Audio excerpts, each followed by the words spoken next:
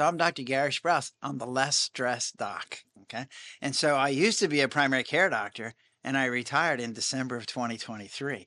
And so now I've written a book, Highway to Your Happy Place, a roadmap to less stress. And so now my job has turned into trying to help people have less stress so they can be in their happy place the rest of their life. Yeah. And before I get into more detailed questions about this, because I do have some questions for Mm. you, how did you get started in your industry? I know you've retired from being a primary care physician. Talk to me about what led you down this road and what inspired you to write your book and get to where you are Yeah, today. so I started with some of the ideas of this book like 25 years ago.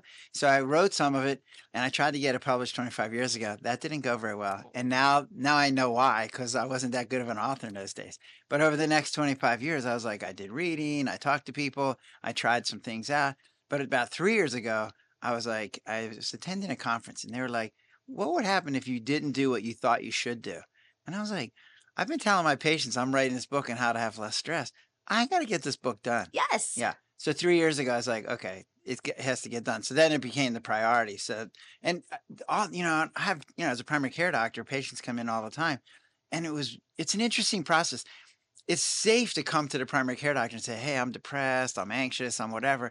And when I say, you should see a psychologist, like, or, because then they have to tell somebody, oh, I'm seeing a psychologist. Yeah. But seeing your primary care doctor, no big deal, right? Hmm. So decided either I learned how to do it myself, or I realized most of my patients aren't going to get the help they need. So I decided, hey, I'm going to do this myself. So I did a whole lot of reading, and part of it was help patients, but part of it was to research the book. And so now I feel really comfortable helping people with their psychological stuff. And I already have the training to be the medical doctor. So I'm combining both. So somebody said, well, you're a holistic doctor. And I'm like, what? Oh, yeah, I guess I am, right? Yeah, right. It felt weird to say, but no, that's the way it is. And it's made me a better physician and a better help to my patients. Yeah, no, that is incredible. Now I want to go back to the point where you said happy place. What is the happy Yeah, place? so this was an interesting thing. So I would say to my patients, so if they're like, I'm writing this book on how to have less stress. And they're like, oh, I need that book. And I'm like, yeah, okay. I'm like, but where would you be if you didn't have so much stress? And they looked at me like, I don't know. I never really got that far. I only thought about having less stress, right? So that actually, because I had been writing this book on how to have less stress, but then I realized, no, people need to know where they're supposed to be. Yes. Because it's like, I was at some lecture the other day and they were talking about GPS. I'm like, if you go, hey, give me less stress, that doesn't show up on GPS. If you say, hey, where's my happy place? Oh, well, that at least have a chance of showing up, right? Exactly. So how do I get there, right? So I had to define what a happy place was, which was not as easy as I thought. So I was like researching, reading, doing, thinking myself, talking to people. Here's what I realized: that everybody's happy place has the same rooms. They all have like a kitchen and a bedroom and a living room. So they all have the same rooms, but they decorate it different. Yeah. So they might have different kinds of furniture, different painting on the wall, right? So everybody's rooms look different, but they're all the same basic structure, right? Yes. So then I started, okay, so let's identify the structures. So the structures are, the first one I talk about is contentment. And so contentment is that balance between the negative things in your life and the positive things in your life. And everybody has a certain level. Like, so some people are really super contented. Other people are not very contented at all. One of the nice things about contentment is you can change your contentment level just by changing your perception. So you can get a Absolutely. whole lot more contented just by changing your perception. And one of the ways to do that, my wife and I did a missions trip to the Dominican Republic. Okay. And we went down there to help a church, or it was actually a school, build a cafeteria. Well, so we're there and our mattress is on the floor and the shower, which they had a shower this time because before it was a bucket shower. Now they have a That's shower, a but it mess. was a trickle of water it wasn't cold, but it was But it was cool, right? not war. Yeah. And so when we got home, I was like, oh, like all of a sudden my contentment level went up Yes. because I saw what other people do and how other people live. And I realized how much, and this will lead us to another one, which is gratitude, right? Yes. So gratitude is really important. So it turns out if you're feeling gratitude, it's really hard to be angry. Like when you're feeling grateful just to be alive. So I tell people I have my 50-point scale, right? So I wake up in the morning and I get 10 points because I'm still alive. Yeah. Yay, right? Yeah, my wife's still alive, another 10 points, right? I got running water, I got food, and I live in a safe place. 50 points just by opening my eyes in the morning. How freaking nice is that? And guess what? You can do that too, right? Yes. Yeah. So so gratitude is another one of the rooms. Then there's pleasure, and I add love and fun and all that kind of stuff in there. And pleasure, the interesting thing is that it's fleeting. So like, I'm going to do this podcast. It's like, oh, that's a pleasurable thing, right? But like next week, it'll go back down to my level of contentment. Or Yeah. like, well, because that's the way pleasure is. It comes and goes. Yes. So you need it to come and go. You don't want to be super high all the super Constantly. time, You're right? Yeah. right. You're So right. my wife and I are getting ready to go on a vacation in December, and we just came back from one in July. And it's like, so we had pleasure there, and then it goes back down, then it go back up when we have the next one. So pleasure kind of comes and goes, and it goes back to that level of contentment. But then the next piece, and this is unique to humans, is the anticipation of pleasure, Mm. right? So the anticipation of pleasure is something we have because we can envision the future. So my dog does not have anticipation of pleasure. She just has, she's eating and she's happy, or she's not eating and she's laying there like a rug, right? She doesn't go, oh, next week we're going to, no, that doesn't happen, right? No. Right. So we can have anticipation. And the cool thing about that is, like the vacation that we went on we just came back from the Rockies, right? And so we thought of like for months going, oh, this is going to be awesome. We're going to see this, we're going to see that. And in our anticipation, there's never a delay in the plane, or the flight gets canceled, or our luggage gets lost, or we get lost on in the car trip, or we end up in a car. Like none of that ever happened. So anticipation is even better. Woo! And it can go on for a long time, right? Yeah. So we like this trip we have in December. That's 3 months away from now. The trip only lasts 2 weeks. I got 3 months ago. Oh, that's going to be awesome, right? Yeah. All right. So we got that. So we gratitude. The next one is fulfillment. And so fulfillment is made up of a couple things. So it turns out humans are very curious. And so curiosity is a way of life for us, because that's how we learn our environment. So we're driven by pleasurable sensations to go look around and check things out, because we need to know where all the plants are. We need to know where animals are that we can eat. We need to know where dangers are. So we're a Yeah. very curious organism. So learning is using that. So learning involves our curiosity, which is a pleasurable activity. So just because you're old doesn't mean you can't learn new stuff, right? Yeah. Because it's a No. very pleasurable activity. Second is giving. And this again is because of the way we are as an organism. So as an organism, we're designed to work in groups. Yes. So like if you look back through history, we're in groups of 50 and we're sort of tribal, right? And it's like, but those 50 people, dude, we're going to do everything we can to keep those 50 people alive. Well, that's what giving's about. So giving is, I'm going to help you, and we're all going to be better, right? Yeah. And so when we went to the Dominican Republic, oh my God, we're working our butts off, right? So we're taking we're building this kitchen, and we're taking all the supplies that were dropped off at the gate and taking it 300 yards up steps and across the yard with our hands, Oh man. with a wheelbarrow and a shovel. And it's like, there's no like gas powered this or that. No, No. it's all by hand, right? So now I developed a tick after that. So now when I see a cinder block, I want to go pick it up and move it. Love Yeah, that. I go, no, don't do it. Right, okay. But I'm telling you now, we worked our butts off for 3 days, and we get pictures of it as it got opened up, and we're like, We did right, that. that makes us feel good, right? I'm sure they have a nice kitchen and it's great for them, but I'm for years now, I'm gonna go, oh man, remember that time? Like my wife, when we were on our trip, we went to a restaurant, and there was an old man sitting there. And we came in, and he's like, yeah, the service is kind of slow here. Well, we thought he was just waiting to leave. He's waiting for somebody to pick him up. So the waitress comes and puts us in a chair. Turns out he was waiting too. And we're Oh. like, so we ended up ahead of him. I'm like, whoa, that wasn't right. So he's sitting in the booth next to us. And my wife overhears that he wanted something on the menu that they didn't have. Yeah. So she's like, what? So he's butted in front of this guy, and then he didn't get what he wanted, and he's eating by himself. We got to the front. We're like, we want to pay for that guy's meal, right? That's so And I'm like, she's like, is that okay? I'm like, yeah, it's okay, right? So we pay for the guy's meal. We didn't tell him we were paying. We didn't want to know. We didn't want him like whatever. Yeah. We just left, right? But we felt so much better by giving, right? Oh my goodness. So giving is a freaking awesome thing. And it's designed into us because we live in a group and we're used to helping everybody out. Yeah, no. Right? And then the third part of fulfillment is what I call purpose.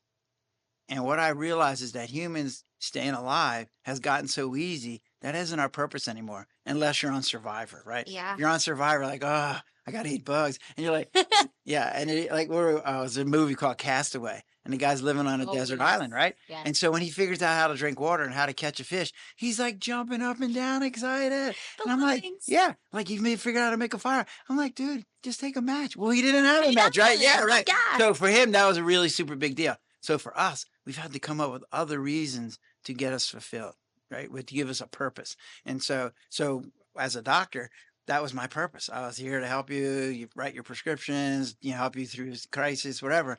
But now that I'm retired, a lot of doctors get into trouble because they're like, what am I supposed to do with myself? What's my purpose? It's done now, right? Yeah. My kids are growing up and I'm not a doctor anymore. What am I supposed to do? So for me, it was easy because I was like, oh, I finished writing this book. And so now I got to get this book in people's hands so they can be in their happy place too. My Absolutely. wife, who did my billing, not so easy. She's like, she hated doing the billing. But when she didn't have it to do, she gets up and running like, what am I supposed to do with myself? I'm like, oh, this is a problem, right? Hmm. So she started to do some stuff. So she's getting her life figured out what to do besides billing, right? So she takes care of bees, right? So she's I a love bee. that. Yeah, it's great. Take care of our bees. Way more complicated than I thought, right? Yeah, I thought you just stick a box out there and yeah, Do your no. thing. Oh my God, it's way more complicated. Whoa. Right. So she's playing pickleball. And so we just started working with this. Well, we're going to start working. It's up in Baltimore and it's called the City of Refuge.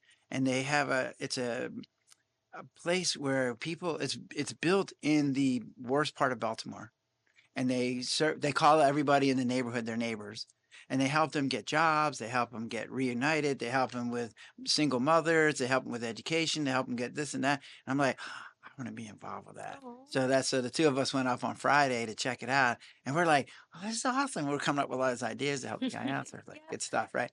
So then the last piece is an acronym I call CASH. Cash. Yeah, right. So here's CASH. So CASH stands for being connected, which we all like being connected. Yeah. Being accepted, meaning people like us for who we are. And we want to feel safe. And I'm going to go into that in more detail in a second. And the last piece is hope, right? Who doesn't need cash, right? We all need that. Love And that there's some acronym. people, right? There's people out there, like if you have a drug addiction, you've been shunned and ostracized and put in jail and put in halfway houses and taken away from society for 30 days without a phone.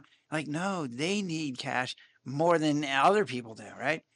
But everybody needs cash. So if you have all those pieces, what a nice happy place, right? Yeah. And I can show you how to get those pieces, right? Those are things I can teach you. And then you could be in your happy place. Yeah. That is incredible. I love that the type of person you are is very much so giving and helping others, and the fact that that brings you joy is just incredible. I love that. I Yeah, love that it's nice. you want to help others and you do it in kind of a little spontaneous crazy way where it's like, it's okay, I'm gonna leave, it makes me happy, I'm glad I did that. I thank you for sharing that with Yeah, me. absolutely. I would like to also plug in, you said you have a podcast. Before we get more into Oh, that, I yeah, want to right. plug your podcast in case people want to hear I am having more of what you have to say and I all am your having so experiences. much fun with that, right? Way more fun than I thought, right? This is Good. good. I could someone to be you, right?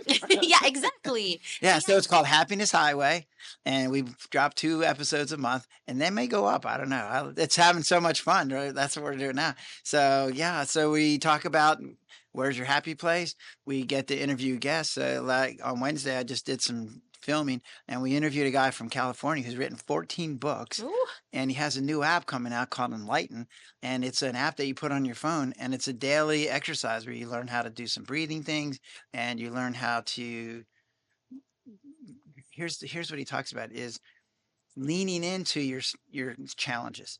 So instead of fighting against them, you lean into them and you go, "Hey, what is that about? What am I really feeling?" And then you do that, challenge kind of goes away. yeah. He used the analogy of a riptide, and he said, if you fight against a riptide, you're gonna get tired and then die. He goes, if you just go with the riptide and let it take you out, then eventually the riptide just goes away and you swim back. And it's Yeah. like, yeah, so that's what he talks about with the challenges in life. I'm like, that's a freaking odd. But here I get to interview him. We interviewed a lady who's a yoga master, and it's like she teaches yoga and she does a lot of work with trauma victims that have Yeah. had. So she's done stuff for like 10 years helping people get through trauma. And one of the things that I learned was that people that have had trauma in their life have a hard time differentiating a safe touch from a not safe touch. Yes. So everybody's not safe. Or Every not. time they meet somebody, it's not safe. Like, how hard is that to go through your life where everybody's not safe and anybody touching you is not safe? So she does these things with her massage that she teaches people how to realize, hey, there's a difference between a safe touch and not. So, No, yeah, absolutely. What are some roadblocks to reducing stress? And then what are the keys to reducing that stress? yeah. So here's the key, right? So that was where the book originally started. Books have a life of their own, I will tell you. Right? You start with one place and they kind of meander somewhere around. Yeah. Anyway, so now we got this happy place and we've defined it, right? So we know where we're trying to get to. And then you're like, well, what's keeping me from getting there? So it turns out there's these roadblocks, and the roadblocks are stresses. And the question then is, so where are all these stresses coming from? And there's literally hundreds of books on how to have less stress. Here's my new insight. And I don't think I've seen this anywhere else. Okay, so I'm a doctor. So I'm used to writing you a prescription for your high blood pressure or diabetes. And I'll go, hey, here's this medicine. It's really good. It'll make your blood pressure go down. It'll make your sugar go down. Oh, but it might have the side effect of making you feel dizzy, or it might cost a lot of money or whatever, right? It might have some side effect. So my job is going to be to make the benefits as good as possible and the side effects as least as possible. Yeah. So when I took that concept and I applied it to humans, and I said, oh, wait, we have these amazing skills. Like we can envision the future, right? How aggressive, how amazing is that? But it has the side effect is then I have to worry about what's going to happen. If it all goes to hell. Right, Yeah. right. So my dog does not worry. No. She's like not going, hey, what is there any food for tomorrow? She's like not worried about it. Like if there's food, she's eating. If she's hungry, she's eating. If she's not hungry, she's not eating. She's not going, what's gonna happen next week? Right. So like there's none of that. So she doesn't have my 1-year-old grandson does not worry because he can't. He can't envision the How future. He's nice. like going, yeah, I know, right? No, that's exactly my point. So psychologists will say, well, just live for today. And you're like, well, okay, first off, as a human, that's impossible because Mm-hmm. there's way too much time we spend in the future. And second off, why would I give up my greatest skill because it has a side effect? How about we get rid of the side effect? So that's what the idea of the book is to say, okay, here's the skill, here's the side effect, here's some things we can do to get rid of the side Yes. effect. Yes. Yeah. No. Absolutely. Thank you. Um. So I'll tell you, let me give you one that just to Yes. give an example, right? Yes, please. So worry is one that I see a lot. So I have patients come to me at the office all the time and they go, Dr. Sprouse, I worry that I worry too much. Oh. I know, right? And I go, well, then I probably do. Right. So I go to them, so tell me what worry is. And they're like, well, it's and you're like, they struggle with some kind of words and they're like, they know what it feels like and they can put it in a sentence. And if I say word to you, you know what that means. But then when you start trying to define it, it's actually way more tricky than you think, right? Mhm. Particularly if you're looking for a way to help it and fix it and get less of it, right? So I came up with this based on my ideas. I go, Yeah. okay, we're going to take the skill of being able to envision the future. Amazing skill, right? So first off, yay, got this great skill. But then we use that skill to focus on all the bad things that can happen. Mm-hmm. And then when we see that bad thing that could happen, we have a reaction right now. So that's my definition of worry. Looking into the future, focusing on the bad things, having the reaction right now. Well, that's something we can do something about. Yeah. Okay. So I first off grateful that I have the skill because my patients, my 1-year-old, my dog, my demented patients, they don't have that skill. Mm-hmm. So as you said, how blissful will that be? Yeah. But it's also not very No. successful, No. No. right? My dog needs to be taken care of. My 1-year-old grandson's going to walk in front of a car, right? My demented patients, they're wearing plaids and stripes together. Like, no, don't do that, right? So yeah, we need that skill. So we got to get rid of the side effect. So I have a couple ideas that I use. So the first one is I call realistic optimism. So it turns out optimism is looking at the future and focusing on the good things that can happen. Well, it's a choice. It's one of the skills we have. We have a choice. Well, I can choose to look at the bad things or I can choose to focus on the good things. I'm going to be optimistic and choose to focus on the good things, right? But, and here's the realism part, right? I have to realize that, well, there could be some bad things that could happen. Yes. So I can't ignore them. I can't run around with my rose-colored Colored glasses. glasses. No. I will say that there are many fights that get started, and this happens in my household too. Men tend to be minimizers. They go, "Ugh, that's so unlikely to happen. I don't even have to pay attention to it." And women are like, no, you have to pay attention to it. This could happen. Well, like, why do I have to do all the work? You just sit around. Like, okay, so there's a lot of fights in there, right? So you have to be realistic. You can't just be optimistic, like it's not going to work out. It's going to be fine. So you have to be realistic, but you don't have to do it with fear. No. And that's where people get into trouble. So you go, Yeah. what if the plane crashes? And you're like, ah, right? And And then you're it like, never crashes and you right. spent your time doing Yes, that. exactly. There you go. That's exactly what I'm talking about. I see people. What I say to patients is, you need worry. I want people to worry. I want them to pay attention to the future Yeah. and look at the bad things that could potentially happen, but do it efficiently and do it without fear. Okay. Yes. So then the second tool I came up with is called a worry organizer. So the worry organizer is, it's a way to break down your ideas. So instead of running around in your head at 2 o'clock in the morning, not letting you sleep, it's written down on a piece of paper. So it takes a little more effort, but you only have to do it once and then it's done, right? Yeah. So it's like, what am I worried about? So like we'll use the plane, right? So I'm worried about the plane crashing. We're like, well, why am I worried about it? Well, if a plane crashes, I'm going to die. That's not a good thing, right? 3, so how likely is it to happen?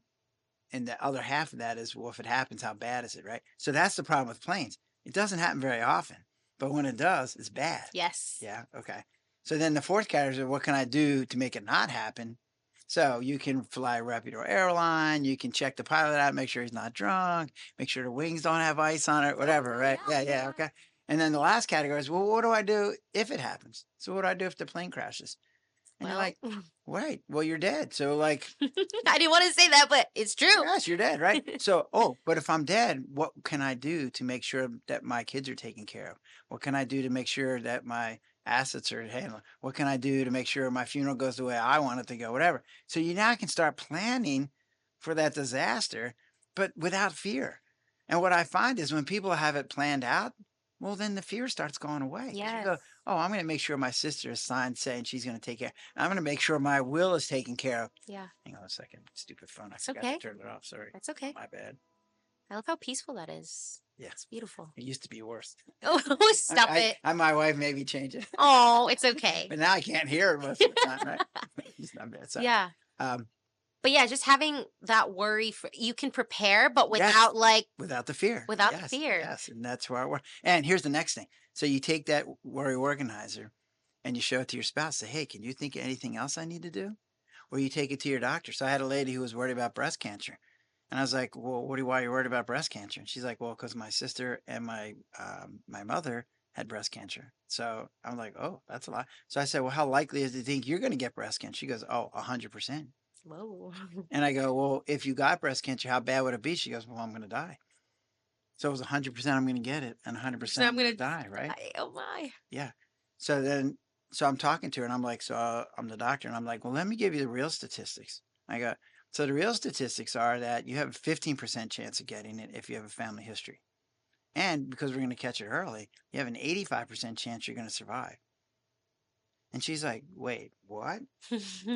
And she got her life back. You could see her whole body change because she was able to tell me what her numbers were and I could give her the correct numbers.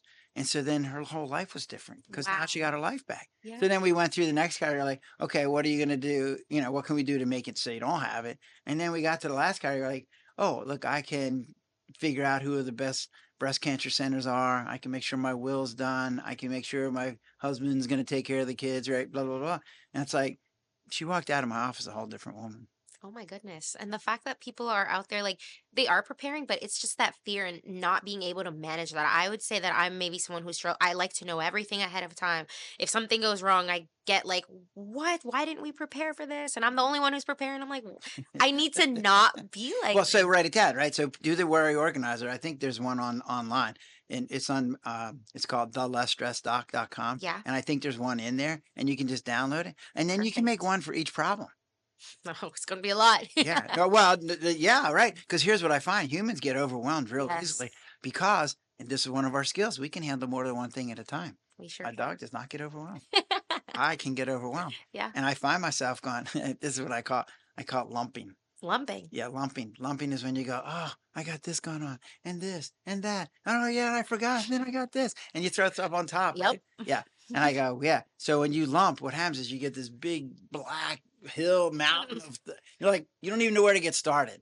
You're like, ah, right? Help. Yeah. So the antidote to that is what I call compartmentalization. Okay. Okay. So what that means is no one of those problems by itself is overwhelming. It's only when you let them all mush Pile up. together, Yeah. yeah, pile up.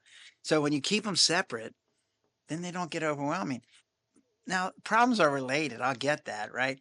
But the more separate you can keep them, the easier it is to not get overwhelmed. Hmm. So what I find myself going, and I'll go, okay, well, we got this problem, and what are we going to do? And I got this problem, what am I going to do? And now you can start prioritizing. You're making your list, and now you got a to-do list, and all of a sudden you're not overwhelmed. The analogy, and a friend gave me this, is a shoebox analogy. Oh, Okay, yeah, hit me you with like it. this, huh? Yeah. I'm intriguing you, huh? You are. Yeah. So the shoebox analogy is if you walk into your bedroom and there's 100 shoe boxes and the bottom's there and the lid's there and the piece of paper's there and the left shoe's over there and the right shoe's here and there's 100 pairs are all over the room. You're going, what am I going to do? Right? Yes. Okay. But come into the same room and now the boxes are all the lids on top and the paper and the shoes are in there Labeled. and they're up in the closet and they're all in, like that's not overwhelming at all, right? No. Same amount of shoes, same amount of shoe boxes, but it's not overwhelming. So that's compartmentalization. Ah. So think shoe boxes. When you start, think of call yourself when you go, oh, I'm lumping, and then think shoe boxes. Call myself, Right? hey, you're lumping. Yeah, no, I find like I'll wake up and I'll start doing something like, oh my God, I'm lumping. Stop, I'm lumping stop. again. And I'll go, shoe boxes. Yeah, right. Okay. And be like, what? I'll get it you, now. So then you take one shoe box down, you look at it, you fiddle with it, and you put it back up. That's not overwhelming. Right? No, it's not. Just don't throw it back out there and make it crazy again. Correct, right. Be mindful of that. Yes. Love it. Thank you so much. I love your analogies. They're so fun and easy to visualize. Just be like, you know what? It is that easy. You're just overcomplicating it. Sometimes. Wake up, girl. Well, I think when you start looking at most of your stresses as side effects to your skills, Yeah. well, then you go, oh, okay, how do I keep the skill and get rid of the side effect? Right? That changes. It's not like, again, you're not fighting against stuff. You're like, I can't be overwhelmed anymore. I can't worry anymore. I worry too much. I'm going to stop worrying. You look Like, so much like me. Yeah, it doesn't work. No. So, but when you do these other things and you realize what they really are, then you can start doing something about it. And then as the stresses go away or get less, more manageable, then you get to spend all your time in your happy place. And not How freaking worrying. nice is that? Amazing. The dream. Yeah. The dream. All right. And now tell me, what is your point system and how does it help people? Does it boost self-esteem? Oh, yeah, the point system. I thought you were talking about my 50 one. Oh, No, sorry. no. So the point system. All right. So here's the problem with self-esteem, right? First off, one of the skills that we have is we can say good and bad. Like we can say right and wrong. We can say good and bad. So that means, so my dog does not have good or bad self-esteem. She just is, right? She's got a scar on her back, a lump on her neck, and she's 15 years old. She doesn't care. She's not going, oh my God, what do the other dogs think of me, right? Right? So self-esteem is one of those things that's uniquely human, right? Because we have good and bad, and we have awareness that we are something different than somebody else, right? Yeah. The problem with self-esteem is it starts when you figure that out, which is that one. And that one, you have memory, but you don't know where it is. So, I have a 1-year-old grandson and a 4-year-old granddaughter, and we have all these great experiences. And when we come up, they're like, my nickname is Go Pop. Okay. I love it. Go Pop. I do too. So like, Go Pop, can we love it? All right. So we have all these great memories, but when she's 10, she won't remember any of them. Oh. Right? Unless you video record. Well, she'll get to see them and she can develop the memory afterwards. Yes. But the problem is that she won't have what I call direct awareness. So what happens is things that happen when you're 1 through 2, 3, 4, 5 are in your head and affecting your decision-making process, but you don't even know they're there. Wow. Like, are they shaping you, right? Yes. So that's your self-esteem is being shaped while you're 2. When you're 20, you don't even know what that was about, right? No. So people that end up with low self-esteem, it's difficult because it's been going on since they were 1. And so you weren't even aware at that time. Yeah, right. And so what I see then is you have to figure out a way to get them in a different path, right? Yeah. So one of the things that I talk about is we have tracks in our head, and it says, so one of the tracks says, hey, you're not a good person, right? And we have this process, and I call it the 4 Ds, and basically we manage information that comes in through that. So we have this thing that says you have low self-esteem. So somebody comes along and says, hey, you're a really nice person.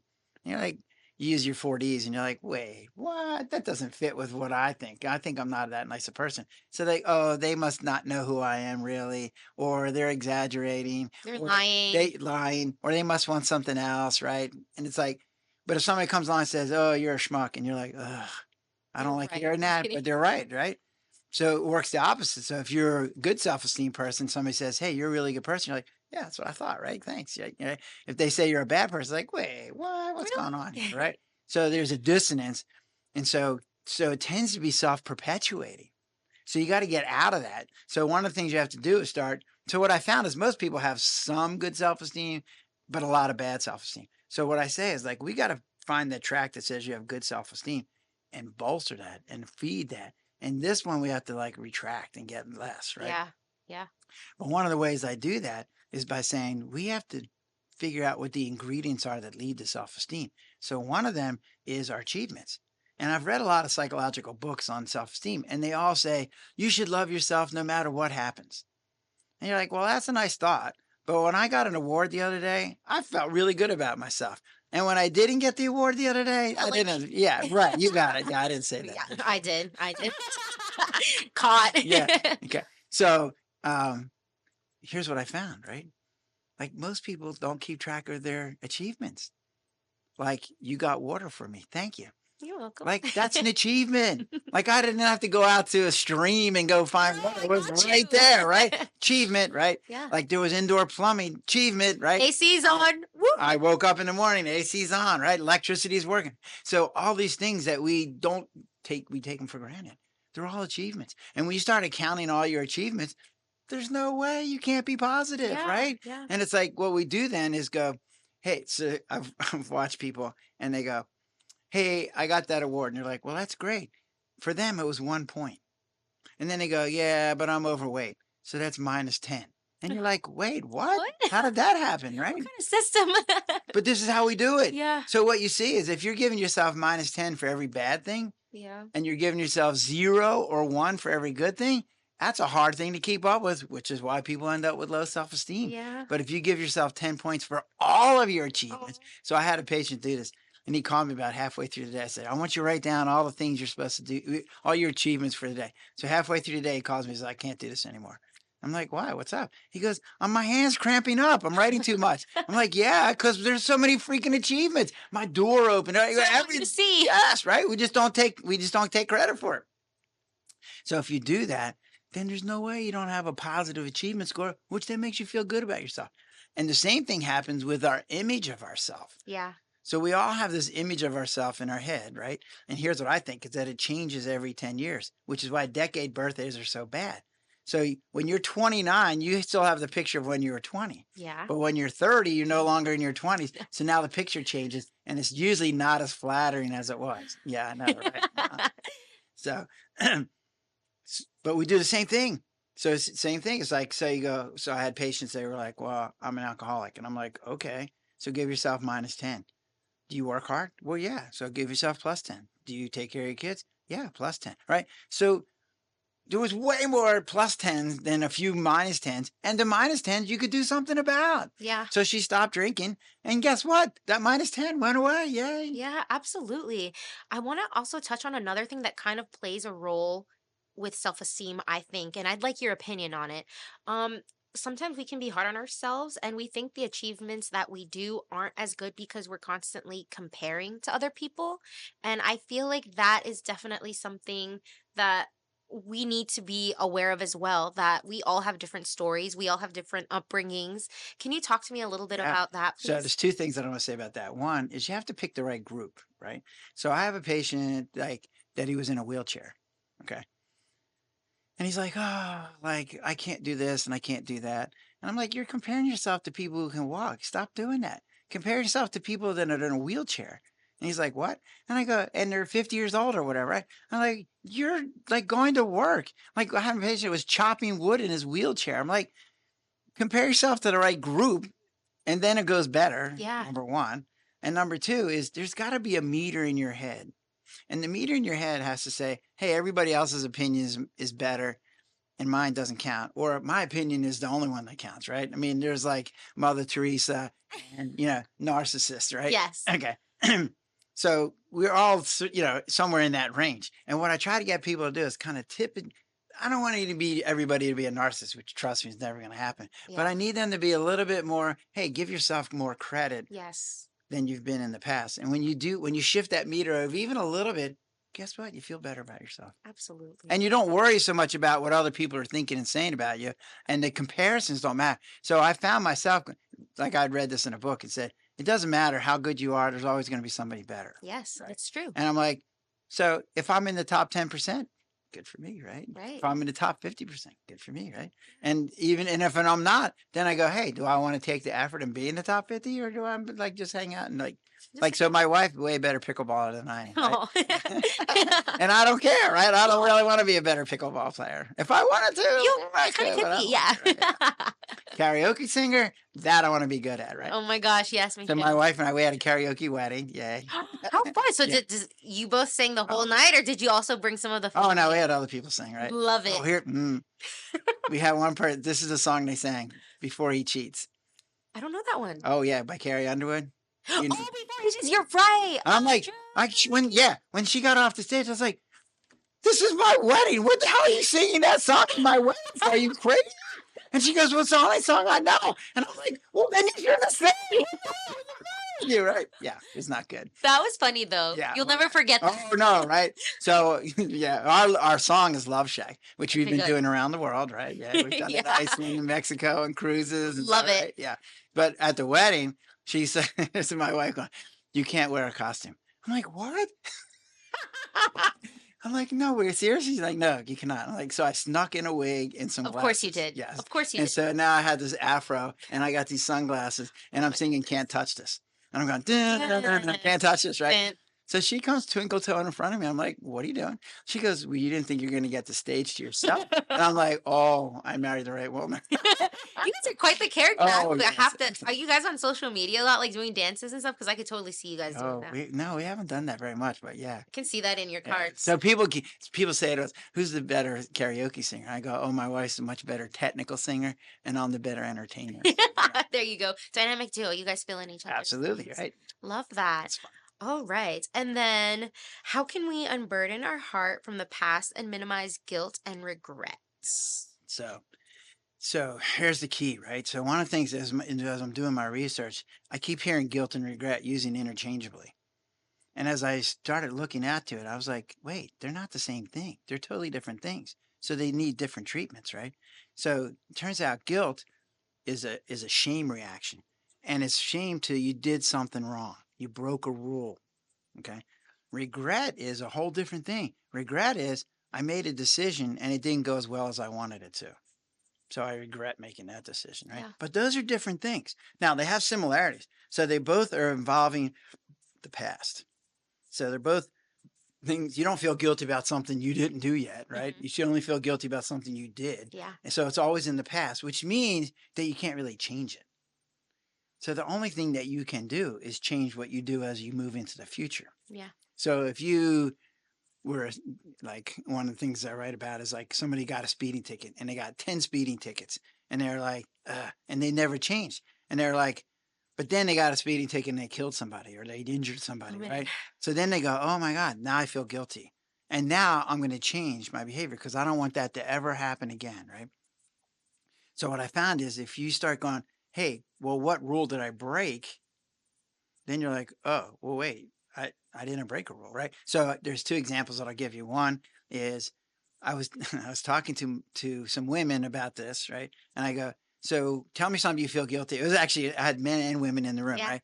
So I go, tell me something, write down something you felt guilty about. So the women are like, and the men are like looking at the ceiling going, I don't know, maybe this one. It was like such a different Oh my reaction, right? goodness.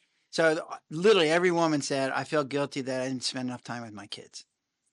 And I was like, okay, well, that's not guilt because you didn't break any rules. That's regret. Like you made a choice that I had to work and money and a certain amount of money was important so we could live. And I had to sacrifice some of the time I had with my kids. And now you're looking back on, oh, I wish I had spent less time at work and more time with my kids. But it's in the past, so you can't really change it, right?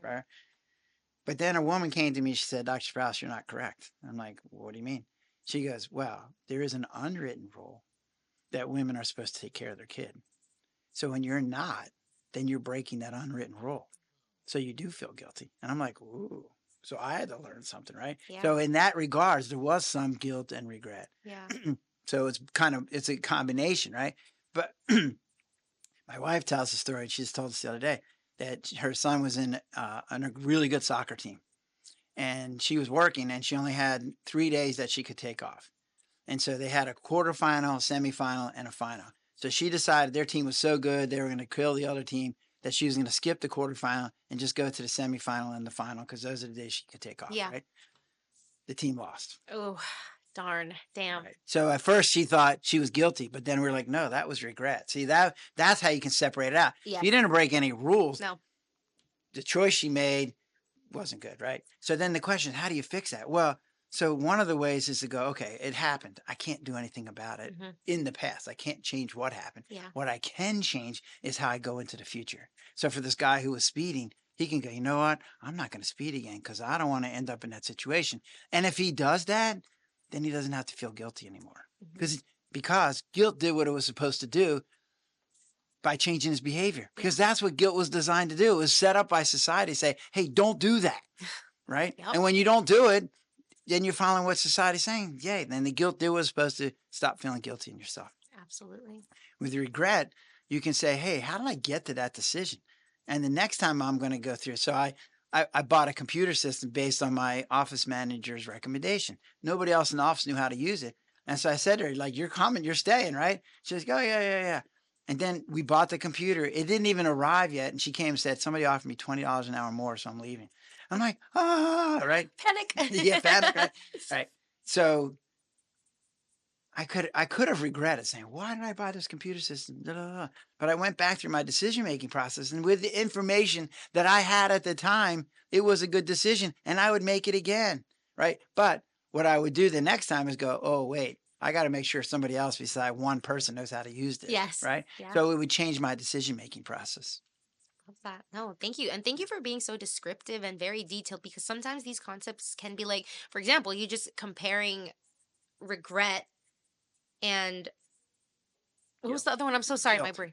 Guilt and regret. That kind of can the lines get a little bit blurred between that. So you going in depth to that and showing that, it helps people realize where there are things that you can control and cannot, and you shouldn't have to live your life that way. No. And what I see is, particularly with guilt, is that people beat themselves up. Like, mercilessly, right? Yep. And I'm like, you got to stop. Like, it's way over the top. Like, you don't need to do that. And so one of the things there's a book by Desmond Tutu and his daughter, Mafu, and it's about forgiveness. And what it talks about is there's 4 steps to it. And you have to say, hey, you have to tell your story, because too many people have had something that they felt bad about and they don't tell the story and they hide it, which takes a crazy amount of energy, right? Yes. So when you tell the story to someone who's willing to listen, who's not negatively judging you. Yes. It's such an unburdening thing. So I have patients all the time that would tell me stuff they would not tell anybody else because it was safe. Yeah. And they felt so much better. I can see why in the Catholic religion they have confession, because it helps you people. Because it's like, oh, there's somebody in the world that knows my secret. Take some guilt, yes, right? shame off their shoulders. The second then is name the hurt. So it doesn't mean by telling your story, it doesn't mean you're ignoring the fact that somebody hurt you, because it hurt, right? That wasn't nice at all. Yeah. And the third thing is to talk about forgiveness. And what forgiveness means is not just saying, hey, I forgive you. It's, hey, I forgive you because you're going to change, or I'm going to change, whichever, right? Yeah. And then the last piece is you have to renew or reject the relationship. So what that means is I can tell you did something mean to me. Like I've had, like in the book, he talks about somebody hit their child and killed him, right? Oh my goodness. Yeah, bad, right? But it's somewhere along the line, they forgave him. They said, well, we don't like what you did, but we're going to forgive you because not forgiving you is damaging to us. But we're never going to hang out with you again. Yeah. Right. Makes But sense. another couple, they went through this whole process and they ended up turning out like I just heard a story in the news. This lady, the guy had killed her son and he ended up in jail. And in jail, they started talking. And when he got out of jail, she got him to be living next door. And I'm like, what? Whoa. Yeah, right. So she was able to forgive him. He felt better because he was forgiven. I think personally that this became her son. Wow. And this became the mother he never had. And so they were able, through this horrible situation, come out better for it. How freaking nice is that? That is freaking Now, it took effort, and it took some accommodation, and it took some insight, and it took some energy, but it's like it doesn't have to be, oh, I hate your guts forever. Like, that hurts you. as much as it hurts You're them. so right. Oh my gosh. Absolutely. No. So the hard part is forgiving yourself. That's where I found the hard part because you don't have that option of like, yeah, I'm not going to see you ever again. No. Like you're stuck with yourself forever. Exactly. So you better like So find a you way got to to ease really it up. work it hard, right? So that's why in the book, when I talk about, what rule did you break and have you changed your behavior? It starts changing, where you're at. So, Yeah. No, thank you. I have a couple of more questions okay. here. I could We literally okay talk on to you time about. or? Yeah, we're Okay. just gonna ask the You tell final me. questions here. Okay. Are you planning to do any seminars and speaking engagements to reach more people? How about an online course? Anything in the works? Yeah. Uh-huh. Yeah. So I really enjoy doing seminars. And so, yeah, I have one coming up. I think it's probably come up in a couple months. One of the things that I've learned in my seminars, I used to do seminars that said, hey, come and have less stress. And nobody showed up. And I'm like, what's going on here? Because there's obviously lots of people are stressed out. What I realize is people don't like to admit, they don't mind admitting they have too much stress. What they don't like to admit is that it's so bad they don't know, they need help. And they're not willing to do that. And so now I'm changing it to going, hey, let's get you to your happy place. And while you're here, we'll talk about ways to have less stress, right? And I also found that talking about 5 or 6 stresses was way too much information for people. So I'm going to just tone it down to just like, hey, let's talk about worry. Or, hey, let's just talk about guilt, or let's just talk about Yeah. being overwhelmed. And I think that that will work much better. But there's an online course that's already been filmed, so I'm waiting for it to get edited and come out. Okay. So that's going to be, it's broken up into like 6 sections, and there's like 15-minute segments. So you can listen to your car, you can do whatever you want, right? Beautiful. Yeah, so it's cool. And it'll be, there's a charge to it, but it'll be like, hey, if you buy the whole package, it's less, whatever. So Yeah. yeah. No, that's great. I love that you're There's going. also an audiobook coming out. That's the same thing. It's been filmed or it's been taped and recorded. So I'm just waiting for it to get put out. So it should be out by the end of next month. Amazing. And where would all of these books be available? Your current book right now, the projects you're working Yeah, on? so these are the books. So this is Highway to Your Happy Place, A Roadmap to Less Stress. And this is the new book that just came out. It's called Mindset Matters, where I'm the co-author with Jack Canfield. So both of these books are awesome. And you can get them on Barnes & Noble and you can get them on Amazon.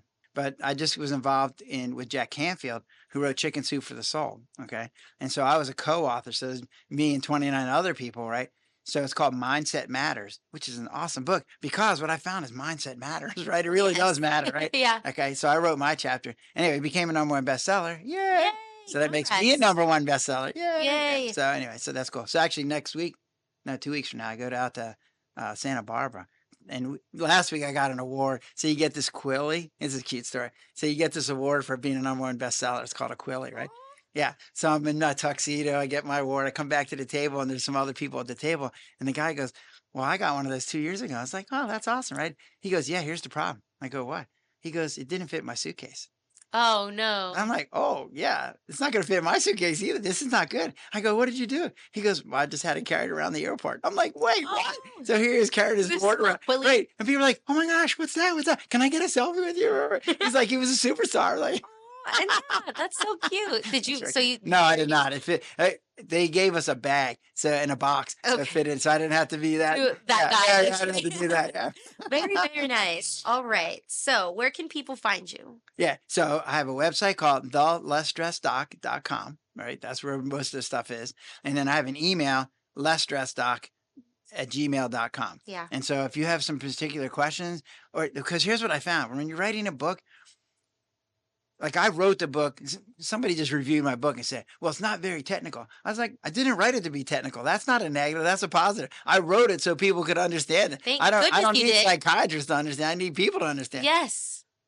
So, yeah, so it's out there for people to read so that they can understand it. That's the key, right? That's where I really want. Wonderful. No, and I'm glad you didn't make it technical because No. sometimes that can Yes. intimidate me. No, I was like, there's a book that I'd read and the guy had really good ideas, but he's writing in like 8-syllable words and like you don't have to show off, right? you're a doctor, we get it. You got your degree. The goal just is for you to teach get people. something out of this and change, right? So Yeah. that's the way I wrote the book. No, So thank that criticism, I'm like, fine. I like that criticism. That's Yeah. good. Love it.